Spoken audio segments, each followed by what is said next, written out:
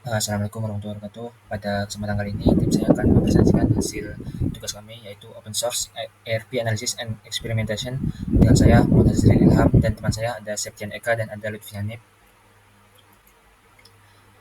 Pertama, kita melakukan riset terhadap sistem ERP Open Source. Nah, di sini kita ada tiga riset sistem, yaitu ada Odoo, di mana fiturnya modul lengkap seperti CRM, penjualan, inventaris, akuntansi, dan manufaktur. Dan antarmukanya modern dan intuitif. Dan untuk komunitas dari Odoo sendiri itu sangat besar dengan dokumentasi lengkap dan forum yang aktif. Lalu yang kedua ada ERP Next, dengan fitur ada akuntansi, proyek, penjualan, inventaris, SDM, sekolah, dan kesehatan. Untuk antarmuka ERP Next sendiri itu bersih dan cukup mudah digunakan. Dan untuk komunitas aktif open source sepenuhnya.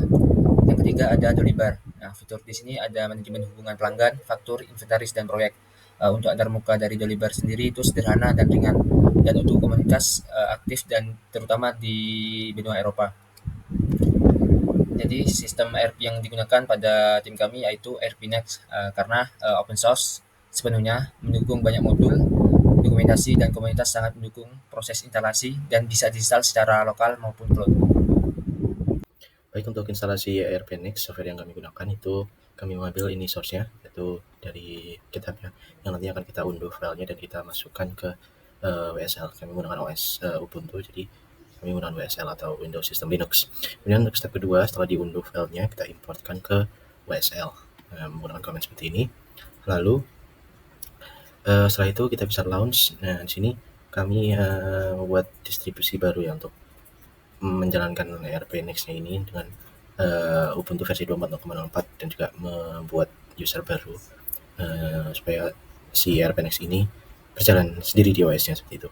Kemudian selain itu juga kita mengatur dulu terkait dengan localhost yang nantinya akan menjadi URL aplikasi ini akan berjalan seperti itu. Itu di sini, tes AirPNX lokal. Kemudian setelah berhasil terinstall, ini adalah tampilan home awalnya, tampilan home awal dari AirPNX setelah melakukan sign up dan juga login.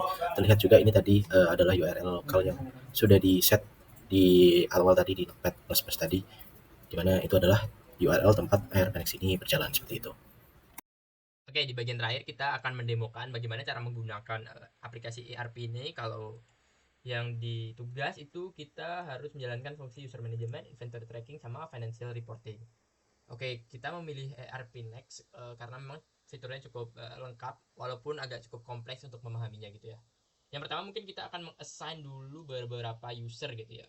Nah, ini sebenarnya udah ada, tapi coba kita akan assign beberapa user. Taruh sekarang kita meng-assign penjual botol @mail.com.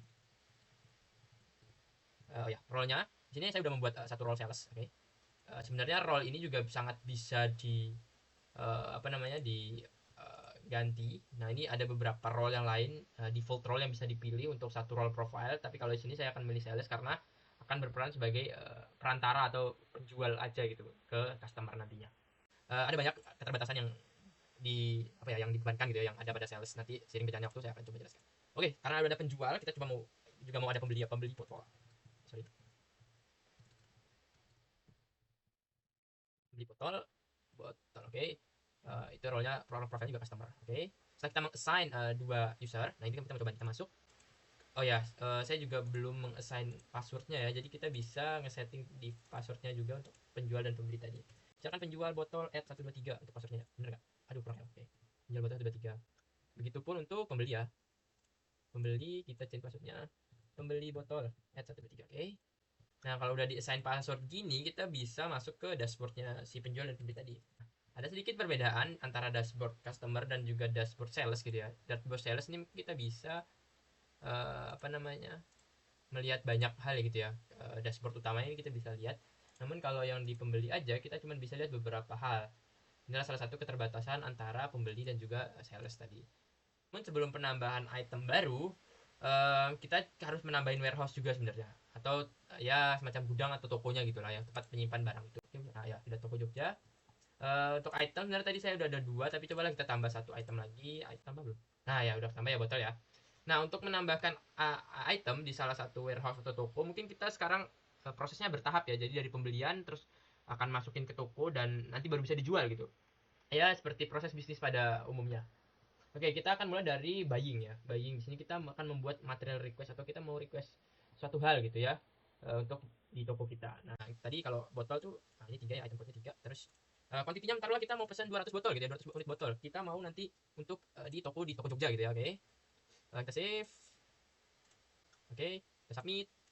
Nah, ini udah kebentuk nih satu request pembelian gitu. Nah, sekarang kita coba mau nawar nih ke supplier. Oke, di sini saya udah mencoba membuat satu supplier Eka Grosir gitu. Dengan penawaran 200 unit botol, kita taruhlah satu unit botolnya itu kita beli dengan harga 10.000 gitu ya, 10.000. Kita save, kita submit. Oke, kita udah melakukan penawaran nih. Taruhlah kita udah sepakat dan setuju nih sama supplier gitu ya. Kita akan mencoba melakukan pembelian gitu, purchase order. Nah, di sini kita mau membeli tadi ya botol sejumlah 200 unit dari salah satu supplier gitu, supplier kita. Oke, nah statusnya nanti akan berubah ke receive and bill. Jadi kita harus membayar dulu gitu ya. Sebelum membayar kita bisa membuat invoice pembayarannya dulu. Oke, membuat invoice pembayarannya lalu kita bisa payment. Nah, payment kita copy nomor invoice-nya untuk dibayar di sini. Taruhlah kita mungkin bayar agak lebih nih, 2.100.000 gitu ya. 2.100.000. Oke, submit. Oke, kalau kita lihat dia di bagian buying dia masih akan di purchase order tapi sudah kebeli gitu, udah paid statusnya. Nah, sekarang kita tinggal mendistribusikannya. Kita mau naruh dia tuh kemana? Nah, kalau tidak ada dan sesuai dengan target awalnya udah kita kosongin aja gitu. Kalau mau ada rejected atau accepted warehouse kita bisa isi bener ya. Tapi kita akan kosongin ya. Oh ya, sebelumnya mungkin bisa dilihat nih. Di stok itu toko Jogja itu masih kosong ya, belum ada stoknya sama sekali ya. Nah, kalau kita udah nge-assign dia, kita kirim barangnya ke toko Jogja gitu ya. Nah, ini statusnya udah komplit. Sekarang kita akan menambahkan stock entry gitu, stock entry ke toko Jogja ya, toko Jogja. Oke, langsung aja kalau memang tidak ada target warehouse yang berbeda ya udah kita langsung save aja. Oh, harus satu ada ya. Oke, toko Jogja. Oke, submit. Dan mungkin kita bisa lihat stoknya sekarang, kita refresh. Toko Jogja harusnya nambah ya. Nah, ini toko Jogja ada sekitar 2 juta ini, 2 juta stock value. Jadi dia mainnya di harganya ya, harga pembeliannya gitu. Oke, itu untuk menambahkan barang. Sekarang bagaimana ketika kita mau menjual barang gitu ya, menjual barang. Oke, lanjut kita sekarang mau mencoba untuk menjual barang ya. Tapi sebelum menjual barang, kita juga harus nge-assign dulu beberapa customer.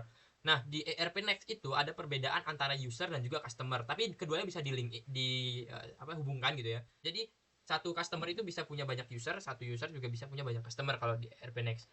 Sekarang kita mau nyoba buat satu customer baru, oke. Satu customer baru taruhlah namanya pembeli botol ya, pembeli botol. Oke, ini kita individu aja kali customernya. Oke. Pembeli botol. Nah, kita bisa menghubungkan dia dengan akun tadi. Tadi kan akunnya pembeli botol ya, pembeli botol. Pembeli botol. Oke. Nah, supaya apa? Supaya nanti di dashboard dari pembeli botol ini bisa kelihatan misalnya ada penawaran apa atau ada order apa yang masuk ke akunnya dia atau ke si customer ini. Oke. Nah, sekarang kita mau coba membeli atau melakukan penawaran dulu deh, penawaran dulu terhadap customer gitu. Kita selling, kita add quotation. Nah, ini kita customer tadi pembeli botol ya, pembeli botol. Ah, ini. Dan kalau kita lihat di akun si pembeli botol tadi, nah ini ada question masuk nih 100. Wah, tapi tadi lupa menambahkan ininya ya, menambahkan harganya gitu. Oke, lanjut kita mau coba membuat sales order gitu ya. Jadi sales ini kita bisa order suatu barang. Taruhlah kita udah sepakat nih sama satu customer tertentu untuk menjual suatu barang. Oke, kita bisa buat di sini sales order. Sales order terus juga kita customernya siapa tadi, mungkin pembeli botol ya, pembeli botol. Nah, udah deliver and build. Oke, kita bisa kirim nih sekarang deliver note ke pembeli botol. Oke, pembeli botol. Save, submit.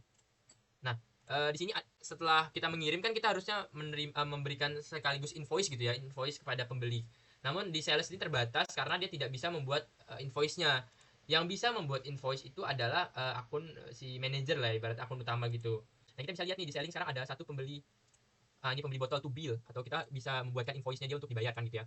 Nah, kita buatkan invoice-nya. Oke. Nah, di sini customer juga belum bisa membayar gitu secara langsung di bagian customer. Harus ada permission yang di edit sedikit. Nah, di sini tulisannya unpaid kan ya. Taruhlah dia udah membayar nih secara cash gitu ya. Nah, kita bisa di akun manager itu kita bisa tambah paymentnya atau payment detailnya dia. Nah, ini payment detailnya kita tambahin. Taruhlah dia bayar lebih gitu ya, 1 juta. Sebenarnya nggak ada makna tertentu juga. Save, submit. Oke. Nah, kalau dilihat tadi sales invoice-nya dia udah paid ya, udah terbayar ibaratnya gitu. Setelah udah terbayar bisa kita lihat di stok di toko Jogja ini stoknya berkurang. Tadi kan kita ada punya apa ya, punya modal gitu ya 200.000, 2 juta ya, sekarang udah tinggal 20 juta apa tadi ya, 20 juta sekarang tinggal 10 juta karena setengahnya tadi udah kita jual. Nah itu proses dari inventory tracking. Jadi tadi kita udah berhasil ngejual 100 botol gitu ibaratnya ke customer ini gitu.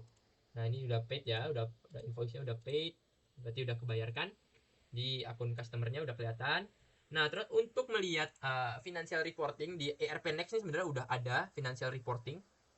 Ya ini financial reporting.